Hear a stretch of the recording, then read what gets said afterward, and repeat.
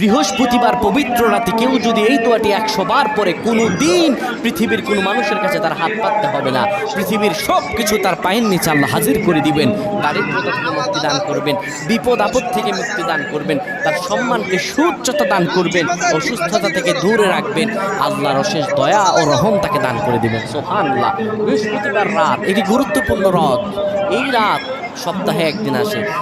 আরবিতে রাত আগে আসে, দিন পরে আসে। সুতরাং বৃহস্পতিবারের যে দিন গিয়ে রাত, এটি বৃহস্পতিবার রাত নয়, এটি শুক্রবারের রাত, এটি জুমাবারের রাত, এটি দোয়া কবুলের রাত, আল্লাহর কাছাকাছি হওয়ার রাত। সুবহানাল্লাহ।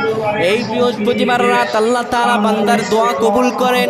কেউ যদি বৃহস্পতিবার রাতে ঈশা নামাজের পরে পবিত্র হয়ে ইয়া হাইয়ু ইয়া হাইয়ু ইয়া হাইয়ু ইয়া রাফিউ ইয়া রাফিউ ইয়া রাফিউ এই দোয়াগুলো করতে পারে 100 বার, আল্লাহ রাব্বুল আলামিন তার